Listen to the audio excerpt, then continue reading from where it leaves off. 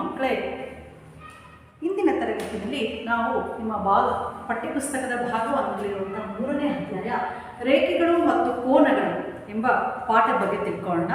ಮೊದಲಾಗಿ ಈ ಪಾಠದಲ್ಲಿರುವಂಥ ಕೆಲವು ಮೂಲಭೂತ ಪದಗಳು ಮತ್ತು ವ್ಯಾಖ್ಯೆಗಳನ್ನು ತಿಳ್ಕೊಳ್ಳೋಣ. ಫಸ್ಟ್ ಮೊದಲದಾಗಿ ರೇಖಾಖಂಡ.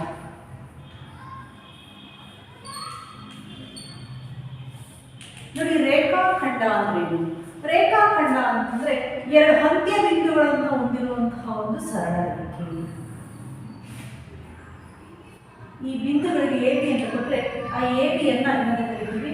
ಅದರ ಉದ್ದ ಅಂತ ಕರಿತೀವಿ. ರೇಖಾಖಂಡ 2 ಅಂತ್ಯ ಬಿಂದುಗಳನ್ನು ಹೊಂದಿರುವ ಸರಳ ರೇಖೆಯನ್ನು ನಾವು ರೇಖಾಖಂಡ ಅಂತ ಹೇಳಿ ಕರಿತೀವಿ. ಇದರ ಡೆಫಿನೇಷನ್: ರೇಖಾಖಂಡ 2 ಹಂತ, ಆರಂಭಿಕ ಅಂತ್ಯ ಬಿಂದು, ಇನ್ನೊಂದು ಕೊನೆಯ ಅಂತ್ಯ ಬಿಂದು. ಆರಂಭಿಕ ಮತ್ತು ಮುಕ್ತಾಯ, ಕೊನೆಯ ಅಂತ್ಯ ಬಿಂದು, 2 ಅಂತ್ಯ ಬಿಂದು, ಒಂದು ಪ್ರಾರಂಭಿಕ, ಇನ್ನೊಂದು ಅಂತ್ಯ, 2 ಬಿಂದುಗಳನ್ನು ಹೊಂದಿರುವಂತಹ ಸರಳ ರೇಖೆ. ಆ 2 ಬಿಂದುಗಳ ಹೆಸರನ್ನು ಸೂಚಿಸಿದಾಗ ಇಲ್ಲಿ ಎ ಬಿಯನ್ನು ಆ ರೇಖಾಖಂಡದ ಉದ್ದ ಅಂತೇಳಿ ಕರಿತೀವಿ. ನಿರ್ದಿಷ್ಟವಾದ ಒಂದು ಅರ್ಥ ಇರುತ್ತೆ ರೇಖಾಖಂಡ ಅಂದರೆ.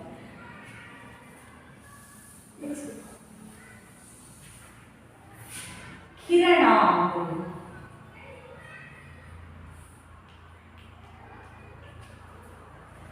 ಕಿರಣ ಅಂದರೆ ಒಂದು ಬಿಂದುವನ್ನು ಮಾತ್ರ ಹೊಂದಿದ್ದು ಆ ಬಿಂದುವನ್ನು ನಿರ್ದಿಷ್ಟ ದೂರದವರೆಗೆ ಏನು ಮಾಡಬಹುದು? ನಾವು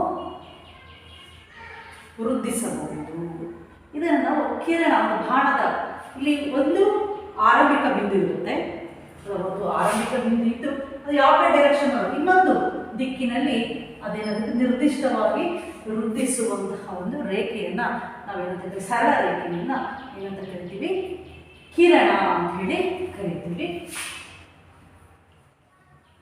ಈಗ ಇದು ಎ ಅಂತ ಕೊಟ್ಟರೆ, ಇದನ್ನು ಬಿ ಅಂತ ಕೊಟ್ಟರೆ ಎ ಬಿ ಕಿರಣ.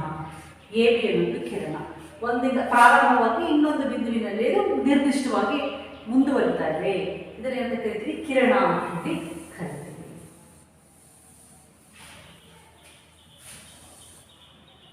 ಕಿರಣ ಅಂದರೆ ಗೊತ್ತಾಯಿತು. ಈಗ ರೇಖಾಖಂಡ ಅಂದರೆ ಗೊತ್ತಾಯಿತು. ಈಗ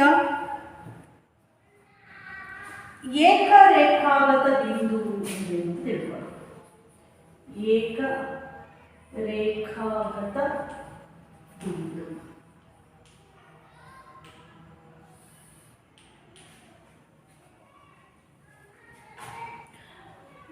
ಮೂರು ಅಥವಾ ಮೂರಕ್ಕಿಂತ ಹೆಚ್ಚು ಬಿಂದುಗಳು ಒಂದೇ ಒಂದು ಸರಳ ರೇಖೆಯ ಮೇಲೆ ಸಮಾಂತರ ಒಂದೇ ಸಮ ದೂರದಲ್ಲಿ ಇದ್ದರೆ ಅದನ್ನೇನಂತ ಕರಿತೀವಿ? ಏಕರೇಖಾಗತ ಬಿಂದು ಅಂಥೇಳಿ ಕರಿತೀವಿ. 3 ಅಥವಾ 3ಕ್ಕಿಂತ ಹೆಚ್ಚು ಬಿಂದುಗಳು ಒಂದೇ ಸರಳ ರೇಖೆಯ ಮೇಲೆ ಇದ್ದಾರೆ. ಒಂದು ಸರಳ ರೇಖೆಯ ಮೇಲೆ 3 ಅಥವಾ 3ಕ್ಕಿಂತ ಹೆಚ್ಚು ಬಿಂದುಗಳು ಒಂದು ಸರಳ ರೇಖೆಯ ಮೇಲೆ ಇದ್ದರೆ ಅದನ್ನೇನಂತ ಕರಿತೀವಿ? ಏಕರೇಖಾಗತ. ಏಕರೇಖಾ ಅಂದರೆ ಒಂದೇ ನೇರವಾಗಿ, ಒಂದೇ ಏಕ ಅಂದರೆ ಒಂದೇ ನೇರವಾಗಿ, ಒಂದೇ ಸಮನಾಗಿ ಇದ್ದಾವೆ. ಒಂದು ಸರಳ ರೇಖೆಯ ಮೇಲೆ ಒಂದೇ ಸಮನಾಗಿರುವಂತಹ 3 ಅಥವಾ 3ಕ್ಕಿಂತ ಹೆಚ್ಚು ಬಿಂದುಗಳನ್ನು ಏಕರೇಖಾಗತ ಬಿಂದು ಅಂತ ಹೇಳಿ ಕರಿತೀವಿ. ಏಕರೇಖಾಗತವಲ್ಲದ ಬಿಂದು ಅಂದರೆ ಒಂದು ಸಮಾಂತರ ರೇಖೆಯ ಮೇಲೆ 3 ಅಥವಾ 3ಕ್ಕಿಂತ ಹೆಚ್ಚು ಬಿಂದುಗಳು ಇಲ್ಲ ಅಂದರೆ ಅದನ್ನು ನಾವು ಈಗ ಕೂಡ್ಬಿಟ್ಟು ಈ ರೀತಿ ಇದೆ ರೇಖೆ. ಇದು ಏಕರೇಖಾಗತವಲ್ಲದ ಬಿಂದು. ನೋಡಿ, ಇಲ್ಲೊಂದಿದೆ, ಇಲ್ಲೆಲ್ಲೊಂದು, ಇಲ್ಲೆಲ್ಲೊಂದು. ಇದು ಏಕರೇಖಾಗತವಲ್ಲದ ಬಿಂದು.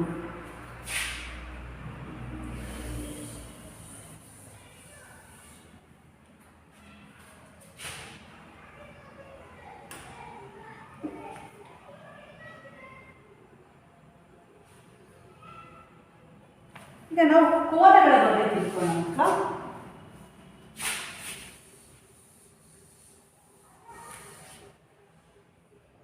ಕೋನ, ವಿವಿಧ ರೀತಿಯ ಕೋನಗಳು.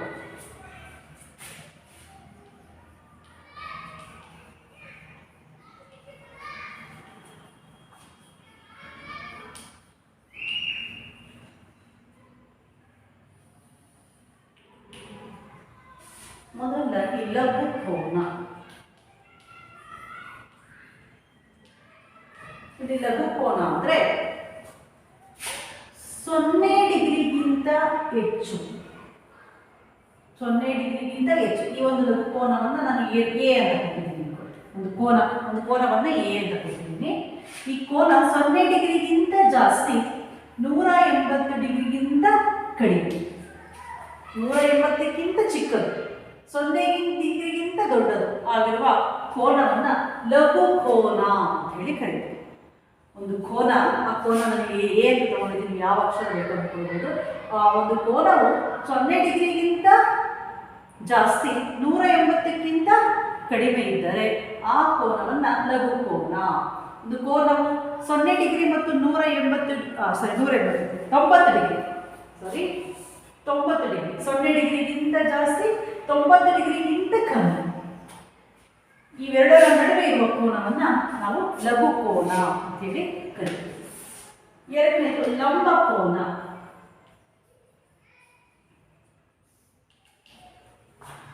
ತೊಂಬತ್ತು ಡಿಗ್ರಿಗೆ ಸಮನಾಗಿರುವ ಕೋನ.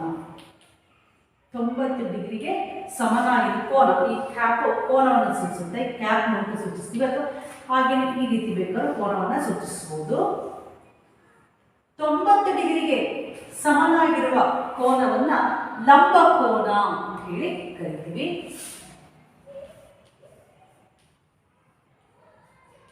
ಅಧಿಕ ಕೋನ ನೋಡಿ, ಅಧಿಕ ಕೋನ ಅಂದ್ರೆ 90 ಡಿಗ್ರಿಗಿಂತ ಜಾಸ್ತಿ, 180 ಡಿಗ್ರಿಗಿಂತ ಕಮ್ಮಿ. ಈ ಕೋನವನ್ನು ನಾವು ಅಧಿಕ ಕೋನ. ಅಧಿಕ ಅಂದರೆ ಹೆಚ್ಚು, ದೊಡ್ಡದು, ಅಂದರೆ 90 ಡಿಗ್ರಿಗಿಂತ ದೊಡ್ಡದು, 180 ಡಿಗ್ರಿಗಿಂತ ಚಿಕ್ಕದು. ಇವೆರಡರ ನಡುವಿನ 90 ಮತ್ತು 180 ಡಿಗ್ರಿಯ ನಡುವೆ ಬರುವಂತಹ ಕೋನ ಲಘು ಕೋನ. 90 ಡಿಗ್ರಿಗಿಂತ ಜಾಸ್ತಿ, 180 ಡಿಗ್ರಿಗಿಂತ ಕಡಿಮೆ ಇರುವ ಕೋನವೇ ಅಧಿಕ ಕೋನ. ಸರಳ ಕೋನ. ಒಂದು ಕೋನ 180 ಡಿಗ್ರಿಗೆ ಸಮನಾಗಿದ್ದರೆ, 180 ಡಿಗ್ರಿಗೆ ಸಮನಾಗಿದ್ದರೆ ಅದನ್ನ ಸರಳ ಕೋನ ಅಂತ ಹೇಳಿ ಕರೀತೀವಿ. ಐದನೇದು ಸರಳಾಧಿಕ ಕೋನ. ಸರಳಾಧಿಕ ಕೋನ. ಸರಳಾಧಿಕ ಅಂದ್ರೆ ಸರಳ ಅಧಿಕ ಅಂದ್ರೆ 180ಕ್ಕಿಂತ ಜಾಸ್ತಿ. ಒಂದು ಕೋನವು 180 ಡಿಗ್ರಿಗಿಂತ ಜಾಸ್ತಿ, 360 ಡಿಗ್ರಿಗಿಂತ ಕಡಿಮೆ ಇದೆ. ಒಂದು ಕೋನವು 180 ಡಿಗ್ರಿಗಿಂತ ಹೆಚ್ಚು, 360ಕ್ಕಿಂತ ಕಡಿಮೆ. ಈ ಎರಡರ ನಡುವಿನ ಕೋನವೇ ಸರಳಾಧಿಕ ಕೋನ ಅಂತ ಹೇಳಿ ಕರೀತೀವಿ. ನೋಡಿ, ಲಘು ಕೋನವನ್ನು ನಾವು ಹಾಗೆಯೇ ಕೋನ ಎ ಬಿ ಸಿ ನಲ್ಲಿ ಇದು ಏನಾಗಿದೆ, 90 ಡಿಗ್ರಿಗಿಂತ ಚಿಕ್ಕದಾಗಿದೆ. ಲಂಬ ಕೋನವನ್ನು ಈ ರೀತಿ ಸೂಚಿಸ್ತೀವಿ. ಅಧಿಕ ಕೋನ 90 ಡಿಗ್ರಿಗಿಂತ ಜಾಸ್ತಿ, ಇದೇನು ಅಧಿಕ ಕೋನ. ಸರಳ ಕೋನ. ನೆಕ್ಸ್ಟ್ ಸರಳ ಕೋನ, ಸರಳ ರೇಖೆಯ ಕೇಂದ್ರ ಕೋನ, ಇದು 180 ಡಿಗ್ರಿಗೆ ಸಮ. ಸರಳ ಕೋನ. ಸರಳಾಧಿಕ ಕೋನ.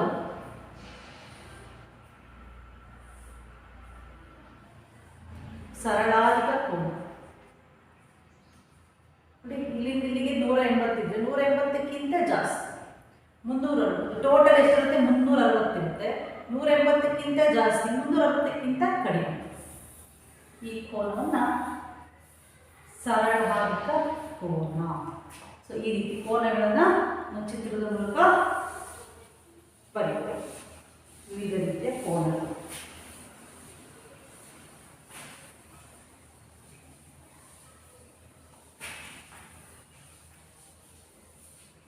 ಈಗ ಕೋನಗಳ ವಿವಿಧ ರೀತಿಯ ಕೋನಗಳು ಗೊತ್ತಾಯಿತು ಮಕ್ಕಳ. ಈಗ ಪಾರ್ಶ್ವಕೋನ, ಇನ್ನೊಂದು ಪಾರ್ಶ್ವಕೋನ. ಪಾರ್ಶ್ವಕೋನ. ಪಾರ್ಶ್ವಕೋನ ಅಂದ್ರೆ ಏನು?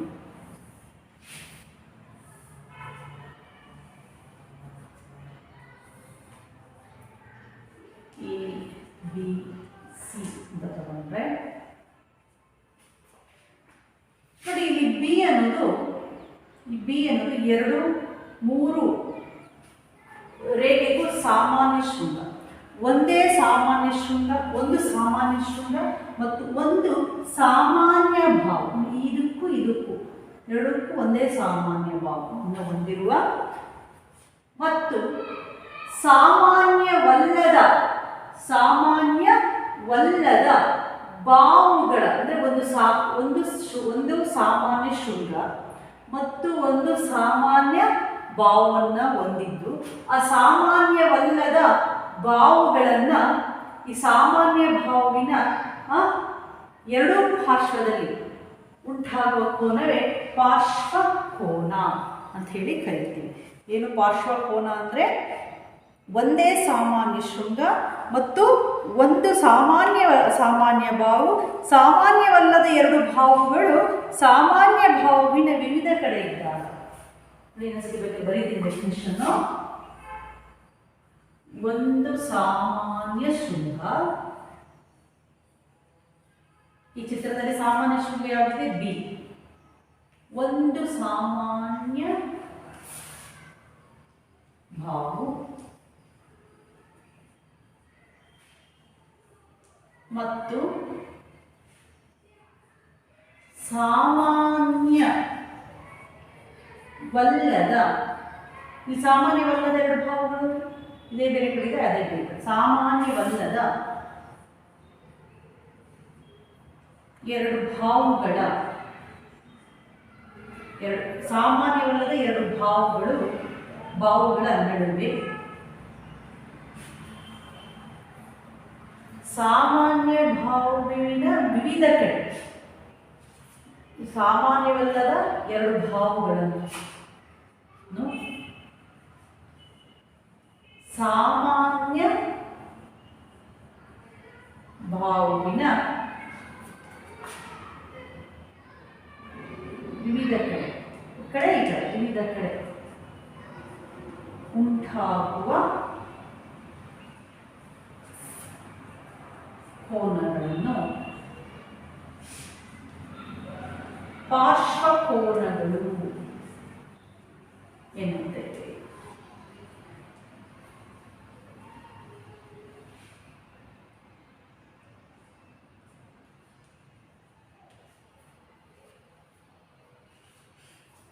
ಅರ್ಥ ಆಯ್ತಾ ಮಕ್ಕಳ? ಸಾಮಾನ್ಯವಲ್ಲದ ಎರಡು ಬಾಹುಗಳು ಸಾಮಾನ್ಯವಲ್ಲದ ಎರಡು ಬಾಹುಗಳು ಸಾಮಾನ್ಯ ಬಾಹುವಿನ ವಿವಿಧ ಕಡೆ ಉಂಟಾಗುವ ಕೋನಗಳನ್ನು ಪಾರ್ಶ್ವಕೋನಗಳು. ಈ ಚಿತ್ರದಲ್ಲಿ ಪಾರ್ಶ್ವಕೋನಗಳು ಯಾವುದು?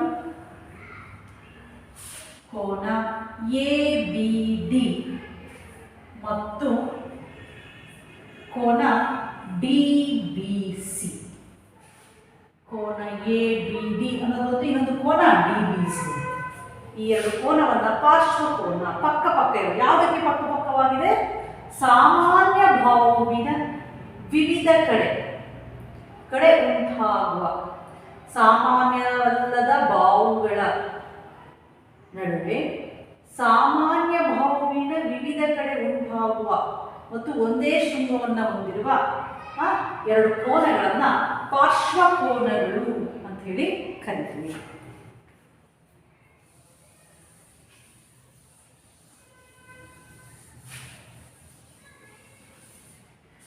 ಸರಳ ಯುಗ್ಮ.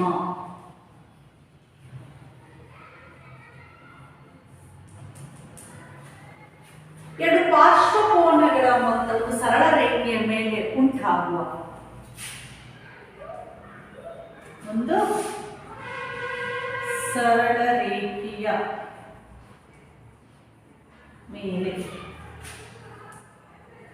ಉಂಟಾಗುವ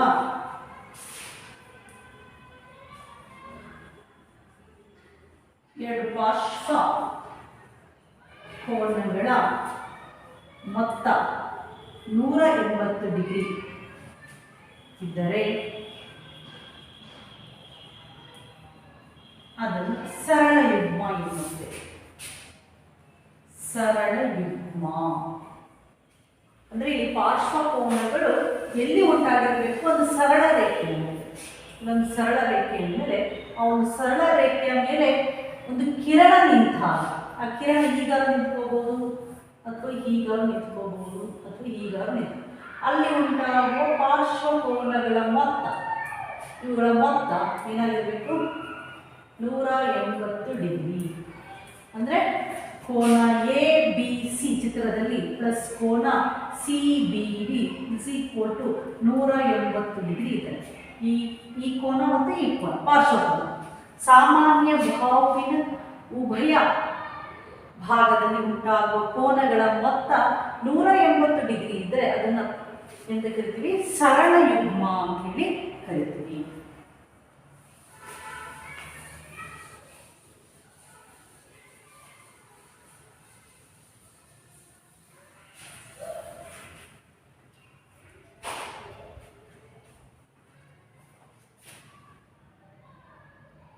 ಈಗ ಛೇದಿಸುವ ರೇಖೆ, ನೆಕ್ಸ್ಟ್ ರೇಖೆಗಳು, ಛೇದಿಸುವ ರೇಖೆಗಳು ಮತ್ತು ಛೇದಿಸಿದ ರೇಖೆಗಳು ಅಂತ ತಿಳ್ಕೊಳ್ಳೋಣ. ಛೇದಿಸುವ ರೇಖೆಗಳು ಅಂದರೆ ಎರಡು ಸರಳ ರೇಖೆಗಳು ಒಂದು ಬಿಂದುವಿನಲ್ಲಿ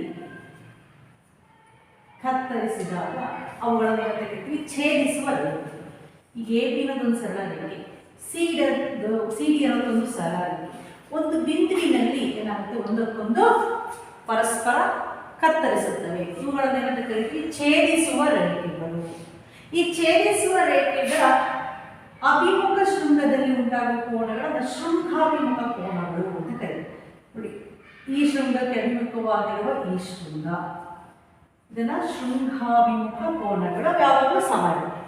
ಛೇದಿಸುವ ರೇಖೆಯ ಅಭಿಮುಖ ಶೃಂಗದಲ್ಲಿ ಉಂಟಾಗುವ ಕೋನಗಳು, ನೋಡಿ ಈ ಕೋನ ಅಭಿಮುಖವಾದ ಶೃಂಗದಲ್ಲಿ ಈ ಕೋನ, ಈ ಎರಡು ಶೃಂಗದ ಈ ಶೃಂಗಕ್ಕೆ ಅಭಿಮುಖವಾದ ಈ ಶೃಂಗ, ಈ ಶೃಂಗಕ್ಕೆ ಅಭಿಮುಖವಾಗಿರುವ ಈ ಶೃಂಗ, ಇವುಗಳ ಛೇದಿಸುವ ರೇಖೆಯ ಶೃಂಗಗಳ ಅಭಿಮುಖದಲ್ಲಿ ಉಂಟಾಗುವ ಕೋನಗಳನ್ನು ಕರೀತೀವಿ ಶೃಂಗಾಭಿಮುಖ ಕೋನಗಳು. ಇವನ್ನ ಛೇದಿಸುವ ರೇಖೆ. ಛೇದಿಸದ ರೇಖೆ, ಛೇದಿಸದ ರೇಖೆಗಳು,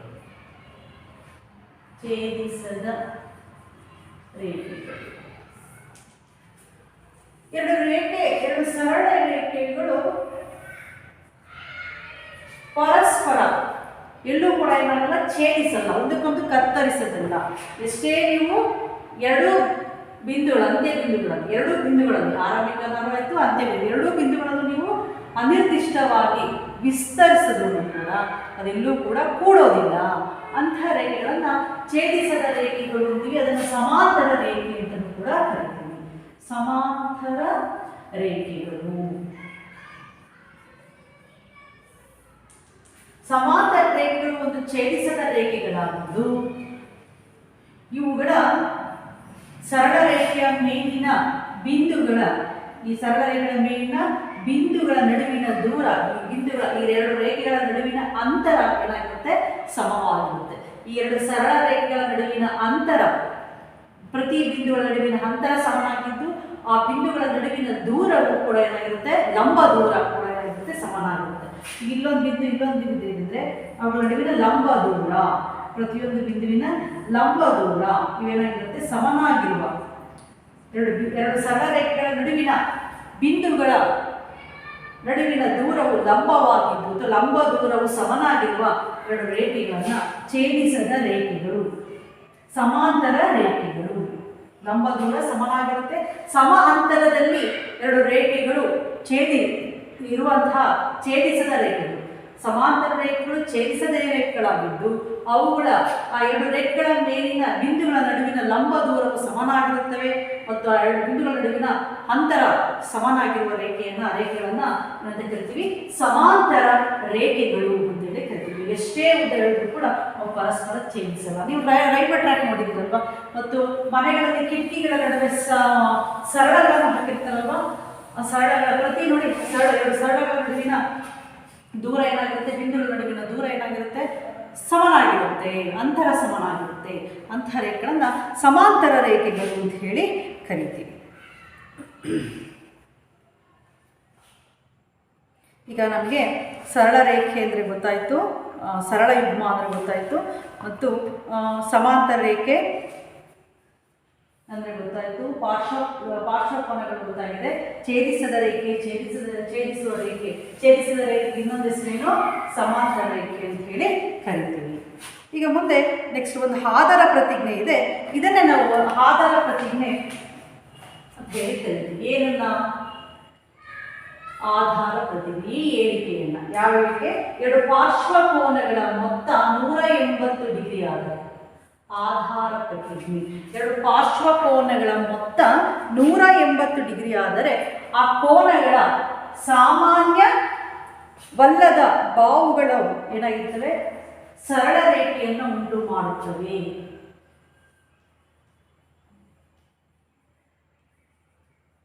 ಎರಡು ಪಾರ್ಶ್ವ ಕೋನಗಳ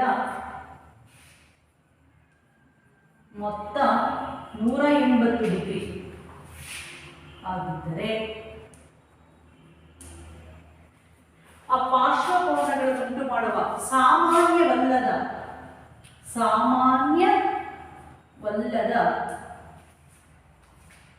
ಎರಡು ಬಾಹುಗಳು ಇನ್ನು ಸರಳ ರೇಖೆಯನ್ನು ಉಂಟು ಮಾಡುತ್ತದೆ. ಸರಳ ರೇಖೆಯನ್ನು ಉಂಟು ಮಾಡುತ್ತದೆ.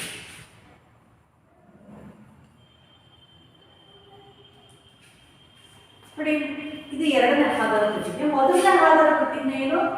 ಅಲ್ಲಿ ಹೇಳಿದೆ ನಾನು, ಏನು? ಒಂದು ಸರಳ ರೇಖೆಯ ಮೇಲೆ ಉಂಟಾಗುವ ಪಾರ್ಶ್ವಕೋನಗಳ ಮೊತ್ತ ಏನು? 180 ಡಿಗ್ರಿ ಅನ್ನೋದು ಒಂದು ಸರಳ ಆಧಾರ ಪ್ರತಿಜ್ಞೆ. ಇಲ್ಲಿ ಏನಿರುತ್ತೆ? ಎರಡು ಪಾರ್ಶ್ವಕೋನಗಳ ಮೊತ್ತ 180 ಡಿಗ್ರಿ ಆಗಿದ್ದು ಸಾಮಾನ್ಯವಲ್ಲದ ಬಾಹುಗಳು ಎ ಬಿ ಸಿ ಡಿ ಅಂದರೆ ಎ ಬಿ ಮತ್ತು ಎ ಸಿ ಅನ್ನೋದು ಸಾಮಾನ್ಯವಲ್ಲದ ಬಾಹು. ಇದು ಸಾಮಾನ್ಯ ಬಾಹು. ಈ ಎರಡು ಬಾಹುಗಳು ಸಾಮಾನ್ಯ ಬಾಹುಗಳು. ಪಾರ್ಶ್ವಕೋನಗಳಿಗೆ ಸಾಮಾನ್ಯ ಬಾಹು ಯಾವುದು? A B. ಈ ಪಾರ್ಶ್ವಕೋನಗಳಿಗೆ ಸಾಮಾನ್ಯವಲ್ಲದ ಬಾಹು ಯಾವುದು? ಎ ಡಿ ಮತ್ತು ಎ ಸಿ. ಈ ಎರಡೂ ಬಾಹುಗಳು ಏನು? ಸರಳ ರೇಖೆಯಾಗಿರುತ್ತೆ. ಯಾವಾಗ ಎರಡು ಪಾರ್ಶ್ವಕೋನಗಳ ಮೊತ್ತ 180 ಡಿಗ್ರಿ ಆಗಿದೆ, 180 ಡಿಗ್ರಿ ಆಗಿದೆ ಮತ್ತು ಆ ಎರಡು ಪಾರ್ಶ್ವಕೋನಗಳನ್ನು ಉಂಟು ಮಾಡಿರುವ ಸಾಮಾನ್ಯವಲ್ಲದ ಬಾಹುಗಳು ಏನಾಗುತ್ತೆ? ಸರಳ ರೇಖೆಯನ್ನ ಉಂಟು ಮಾಡುತ್ತವೆ ಅಂತ ಹೇಳಿ ಕರೀತಾರೆ. ಇದು ಈ ಒಂದು ಹೇಳಿಕೆಯನ್ನ ಆಧಾರ ಪ್ರತಿಜ್ಞೆ ಅಂತ ಹೇಳಿ ಕರೀತಾರೆ. ಆಧಾರ ಪ್ರತಿಜ್ಞೆಯಲ್ಲಿರುವಂತಹ ಹೇಳಿಕೆ ಎರಡು ಪಾರ್ಶ್ವಕೋನಗಳ ಮೊತ್ತ 180 ಡಿಗ್ರಿ ಆಗಿದೆ ಮತ್ತು ಆಗಿದೆ ಅಂತಂದ್ರೆ ಸಾಮಾನ್ಯವಲ್ಲದ ಎರಡು ಬಾಹುಗಳು ಏನಾಗುತ್ತೆ? ಸರಳ ರೇಖೆಯನ್ನ ಉಂಟು ಮಾಡುತ್ತವೆ. ಎರಡು ಮೊತ್ತ 180 ಡಿಗ್ರಿ ಆಗಿದೆ ಅಂದ್ರೆ ಅರ್ಥ ಏನು? ಈ ಸಾಮಾನ್ಯವಲ್ಲದ ಎರಡು ಬಾಹುಗಳು ಎಂಥ ರೇಖೆ ಆಗಿದ್ದಾಗ ಮಾತ್ರ ಇವು 180 ಡಿಗ್ರಿ ಆಗುತ್ತೆ. ಸರಳ ರೇಖೆ ಆಗಿದ್ದಾಗ ಮಾತ್ರ ಅದು 180 ಡಿಗ್ರಿ ಆಗಿರುತ್ತೆ. ಇದನ್ನ ಸರಳ ಯುಗ್ಮ ಅಂತ ಹೇಳಿ ಕರಿತೀವಿ. ಈ ಡೆಫಿನಿಷನ್, ಈ ಆಧಾರ ಪ್ರತಿಜ್ಞೆಗೆ ಎಂತ ಕರಿತೀವಿ? ಸರಳ ಯುಗ್ಮ. ಇನ್ನೊಂದು ಆಧಾರ ಪ್ರತಿಜ್ಞೆ ಹಾಗೆ ಇಲ್ಲಿ ಹೇಳಿರುವಂತಹ ಹೇಳಿಕೆಯಲ್ಲಿ ಇದನ್ನು ಆಧಾರ ಪ್ರತಿಜ್ಞೆಯಲ್ಲಿ ಇರುವಂಥದ್ದು.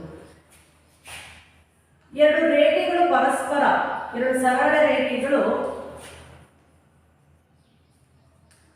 ಪರಸ್ಪರ ಛೇದಿಸಿದಾಗ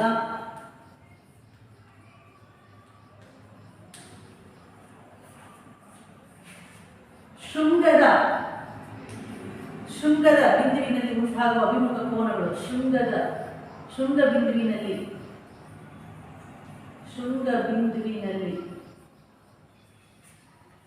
ಉಂಟಾಗುವ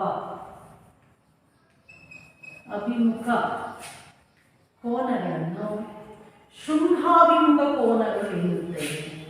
ಏನಂತ ಕರೀತಾರೆ? ಶೃಂಗಾಭಿಮುಖ ಕೋನಗಳಾಗಿರುತ್ತವೆ.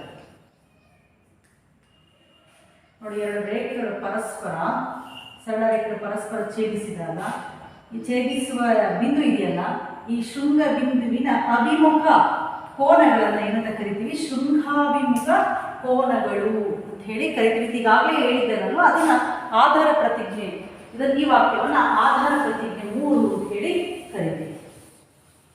ಈ ವಾಕ್ಯ ಅದರಲ್ಲಿ ಇರುವಂಥದ್ದು ಯೂಕ್ಲಿಡ್ನ ಪುಸ್ತಕದಲ್ಲಿ, ಎಲಿಮೆಂಟ್ಸ್ ಪುಸ್ತಕದಲ್ಲಿರುವಂತಹ ಆಧಾರ ಪ್ರತಿಜ್ಞೆ. ಈಗ ಇದ್ರ ಮೇಲೆ ಒಂದು ಲೆಕ್ಕ ಮಾಡೋಣ. A ಅಭ್ಯಾಸ.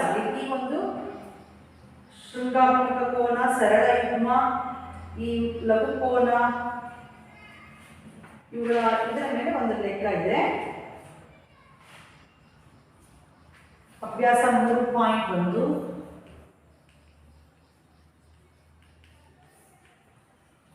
ಚಿತ್ರ ಕೊಟ್ಟಿದ್ದಾರೆ.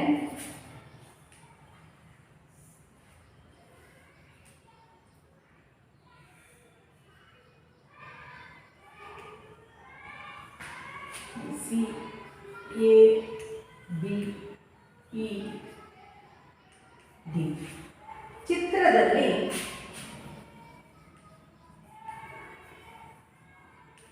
ಕೋನ ಎಒಸಿ ಪ್ಲಸ್ ಕೋನ ಬಿಒಇ 70 ಡಿಗ್ರಿ ಇದೆ. ಕೋನ ಬಿಒಡಿ 40 ಡಿಗ್ರಿ ಇದೆ. ಕೋನ ಬಿಒಇ ಕಂಡುಹಿಡಿಯಿರಿ ಮತ್ತು ಕೋನ ಸಿಒಇ ಕಂಡುಹಿಡಿಯಿರಿ ಅಂತ ಕೇಳ್ತಾರೆ. ನೋಡಿ, ಕೋನ ಎಒಸಿ ಮತ್ತು ಬಿಒಇ ಈ ಎರಡು ಕೋನಗಳ ಮೊತ್ತ ಎಷ್ಟು ಮೊತ್ತ? 180 ಡಿಗ್ರಿ. ಅದರ 70 ಡಿಗ್ರಿ. ಈ ಕೋನ ಮತ್ತು ಈ ಕೋನವನ್ನು ಕೂಡಿದ್ರೆ ಎಷ್ಟಾಗುತ್ತಂತೆ? 70 ಡಿಗ್ರಿ ಆಗುತ್ತಂತೆ. ಈ ಕೋನವನ್ನು ಕೂಡಿದ್ರೆ ಬಿಒಡಿ ಎಷ್ಟು ಕೊಟ್ಟಿದ್ದಾರೆ? 40 ಡಿಗ್ರಿ ಕೊಟ್ಟಿದ್ದಾರೆ. ಹಾಗಾದ್ರೆ ಬಿಒಇ ಕಂಡುಹಿಡಿಯಿರಿ ಮತ್ತು ಸಿಒಇ ಕಂಡುಹಿಡಿಯಿರಿ. ಇದು ಸರಳಾಧಿಕ ಕೋನ ಆಗಿದೆ. ಸಿಒಇ ಕಂಡುಹಿಡಿಯಿರಿ ಅಂತ ಹೇಳಿ. ನೋಡಿ, ಇದನ್ನು ಎರಡು ಛೇದಿಸುವ ರೇಖೆ ಅಂತ ಅನ್ಕೋಣ. ಎ ಬಿ ಮತ್ತು ಸಿ ಡಿ ಛೇದಿಸುವ ರೇಖೆ ಆಗಿದೆ. ಈ ಛೇದಕ ರೇಖೆಯ ಶೃಂಗ ಬಿಂದುವಿನಲ್ಲಿ ಉಂಟಾಗುವ ಅಭಿಮುಖ ಕೋನಗಳೇನು? ಶೃಂಗಾಭಿಮುಖ ಕೋನಗಳು. ಹಾಗಾದ್ರೆ ಇದು 40 ಡಿಗ್ರಿ ಇದ್ರೆ ಇದು ಕೂಡ ಎಷ್ಟಿರುತ್ತೆ? 40 ಡಿಗ್ರಿ. ಶೃಂಗಾಭಿಮುಖ ಕೋನ. ಕೋನ ಬಿಒಡಿ ಇಸ್ ಈಕ್ವಲ್ ಟು ಏನಿರ್ಬೋದು? ಕೋನ AOC that is equal to ಎಷ್ಟು ಡಿಗ್ರಿ? 40 ಡಿಗ್ರಿ. ಇದು 40 ಡಿಗ್ರಿ ಇದೆ. ಇದು ಒಂದು ಸರಳ ರೇಖೆ. ಯಾವುದು? ಎಒಬಿ ಒಂದು ಸರಳ ರೇಖೆ. ಅಂದರೆ ಅಲ್ಲಿ ಒಂದು ಕಿರಣದಿಂದ ಸಿಒ ಕಿರಣ ನಿಂತರೆ ಅಲ್ಲಿ ಉಂಟಾಗುವ ಪಾರ್ಶ್ವಕೋನಗಳ ಮೊತ್ತ ಎಷ್ಟು? 180 ಡಿಗ್ರಿ. ಅಂದರೆ ಇಲ್ಲಿ 3 ಕೋನ, 2 ಕಿರಣ ನಿಂತಿದೆ. ಹಾಗಾಗಿ ಇಲ್ಲಿ 3 ಕೋನ ಉಂಟಾಗಿದೆ. ಆ 3 ಕೋನಗಳನ್ನ ಕೂಡಿದ್ರೆ ಎಷ್ಟಾಗಬೇಕು? 180 ಆಗಬೇಕು. ಇಲ್ಲಿ ಆಲ್ರೆಡಿ ಹೇಳಿದರೆ ಎಒಸಿ ಪ್ಲಸ್ ಬಿಒಇನ ಸೇರಿಸಿದ್ರೆ 70 ಡಿಗ್ರಿಯಿಂದ ಎಒಸಿ ಎಷ್ಟು? 40 ಡಿಗ್ರಿ. ಬಿಒಇ ಗೊತ್ತಿಲ್ಲ. ಇಸ್ ಈಕ್ವಲ್ ಟು 70 ಆದರೆ ಪ್ಲಸ್ 40 ಡಿಗ್ರಿ ಯಾಕಂದ್ರೆ ಆಗುತ್ತೆ ಮೈನಸ್ 40 ಡಿಗ್ರಿ. ಹಾಗಾದ್ರೆ 70 40 ಎಷ್ಟು? 30. ಹಾಗಾದ್ರೆ ಬಿಒಇ ಎಷ್ಟು? 30 ಡಿಗ್ರಿ. ಯಾಕೆಂದ್ರೆ ಈ ಎರಡು ಕೋನವನ್ನು ಕೂಡಿದ್ರೆ 70 ಆಗಬೇಕು ಅಂತ ಹೇಳಿದ್ರು. ಹಾಗಾದ್ರೆ ಈ 40 ಇದ್ರೆ ಎಷ್ಟು? 70. ಈಗ ಇದು ಎ ಬಿ ನಲ್ಲಿ ಸರಳ ರೇಖೆ ಆದರೆ ಆ ಸರಳ ರೇಖೆಯ ಮೇಲೆ ಉಂಟಾಗುವ ಎಲ್ಲ ಪಾರ್ಶ್ವಕೋನಗಳ ಮೊತ್ತ ಎಷ್ಟು? 180. ಈಗ 40 ಪ್ಲಸ್ 70 30 ಎಷ್ಟಿದೆ? 70 ಇದೆ ಅಂದರೆ 180ರಲ್ಲಿ 70 ಕಳೆದ್ರೆ ಎಷ್ಟಾಗಬೇಕು? 110 ಡಿಗ್ರಿ. ಇದೆಷ್ಟಿರುತ್ತೆ? 110 ಡಿಗ್ರಿ ಇದೆ. ಸರಳಾಧಿಕ 110 ಡಿಗ್ರಿ. ನೋಡಿ, ಅದು ಸಿಒಇ 180ರಲ್ಲಿ ಇದು 110. ನೋಡಿ, ಕೋನ ಎಒಸಿ ಪ್ಲಸ್ ಕೋನ ಸಿಒಇ ಪ್ಲಸ್ ಕೋನ ಇಒಬಿ ಮೂರನ್ನು ಕೂಡಿದ್ರೆ 180 ಆಗಬೇಕು.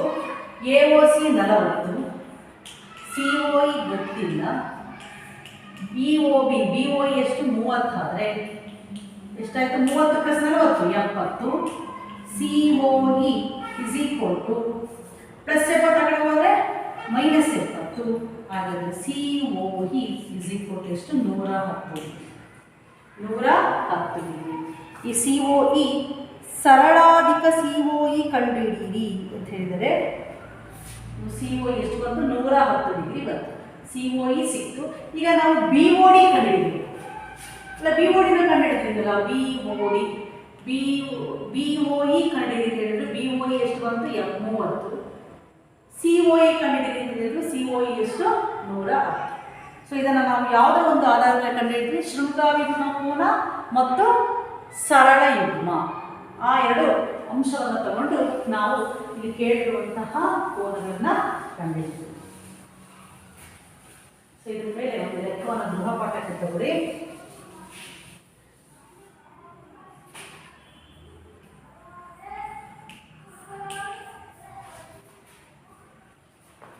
ಚಿತ್ರದಲ್ಲಿ ಈ ಅಂಶಗಳನ್ನು ತಗೊಂಡು ಮಾಡಬೇಕು. ಸರಳ ಯುಗ್ಮ ಮತ್ತು ಶೃಂಗಾಭಿಮುಖ ಕೋನ.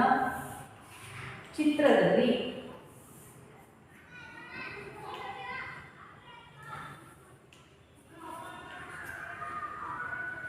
ಚೌಕಾಕಾರದಲ್ಲಿ ಸೂಚಿಸಿದೀವಿ ಅಂದರೆ ಅದು ಲಂಬ ಕೋನ. ಇದು ಕೋನ ಎ ಅಂತ ಕೊಟ್ಟಿದ್ದಾರೆ, ಇದು ಬಿ ಅಂತ ಕೊಟ್ಟಿದ್ದಾರೆ, ಇದು ಸಿ ಅಂತ ಕೊಟ್ಟಿದ್ದಾರೆ, ಇದು Y, X, M, T, N. ಚಿತ್ರದಲ್ಲಿ ಕೋನ P O E is equal to 90 degree ಮತ್ತು A is to B is equal to 2:3 ಆಗಿದೆ. ಎ ಮತ್ತು ಬಿ ಕೋನಗಳ ಅನುಪಾತ 2:3 ಆದರೆ ಇದು ಸಿ ಅಂತೆ. ಸಿ ಕಂಡುಹಿಡಿ. ಸಿ ಕಂಡುಹಿಡಿ. ಮಕ್ಕಳ ಅದನ್ನು ನೀವು ಏನು ಕಂಡುಹಿಡಿಯಬೇಕು, ಬಿನು ಕಂಡುಹಿಡಿಯಬೇಕು. ಅವೆರಡರ ಅನುಪಾತ ಏನಿದೆ 2:3 ಇದೆ. ಸಿ ಅನ್ನ ಕಂಡುಹಿಡಿಯಿರಿ. ಇದೆಷ್ಟಿದೆ? 90 ಡಿಗ್ರಿ ಇದೆ. ಹಾಗಾದರೆ ಇದು 90 ಇದೆ ಅಂದರೆ ಎ ಪ್ಲಸ್ ಬಿನೂ ಕೂಡ ಎಷ್ಟಿರುತ್ತೆ? 90. ಏಕೆಂದರೆ ಇದು ಸರಳ ರೇಖೆಯ ಮೇಲೆ ಎರಡು ಕಿರಣ ನಿಂತಾದರೆ ಇಲ್ಲಿ ಉಂಟಾಗುವ ಪಾರ್ಶ್ವಕೋನಗಳ ಮೊತ್ತ 180. ಇವೆರಡರ ಮೊತ್ತ 90 ಅನುಪಾತವಿದೆ. 2x + 3x = 91 ತಗೊಂಡು x ಅನ್ನು ಕಂಡುಹಿಡಿದು 2x ಅಲ್ಲಿ ಎಕ್ಸ್ಟ್ರಾ ಕೇರ ಹಾಕಿದಾಗ ನಿಮಗೆ ಎ ಬೆಲೆ ಸಿಗುತ್ತೆ. 3x ಎಕ್ಸ್ಟ್ರಾ ಹಾಕಿದಾಗ ಬಿ ಬೆಲೆ ಸಿಗುತ್ತೆ. ಎ ಬಿ ಸಿಕ್ಕ ನಂತರ ನೀವು ನೆಕ್ಸ್ಟ್ ಟೈಮ್ ಏನು ಕಂಡುಹಿಡಿ? ಸಿ ಅನ್ನು ಕಂಡುಹಿಡಿದಿದ್ದಾರೆ. ಎಮ್ ಅನ್ನ ಸರಳ ರೇಖೆ ತಗೊಳ್ಳಿ. ಓ ವೈ ಅನ್ನೋದನ್ನ ಏನು ಒಂದು ಕಿರಣ ನಿಂತರೆ ಇಲ್ಲಿ ಉಂಟಾಗುವ ಪಾರ್ಶ್ವಕೋನಗಳ ಮೊತ್ತ 180 ತಗೊಂಡು ಮಾಡ್ಬೋದು. ಮಕ್ಕಳ ನಾನು ಕ್ಲೂನು ಕೂಡ ಕೊಟ್ಟಿದ್ದೀನಿ. ಇಲ್ಲಿಗೆ ಉಳಿದ ಲೆಕ್ಕವನ್ನು ಮುಂದಿನ ಭಾಗದಲ್ಲಿ ಮಾಡೋಣ. ಧನ್ಯವಾದ.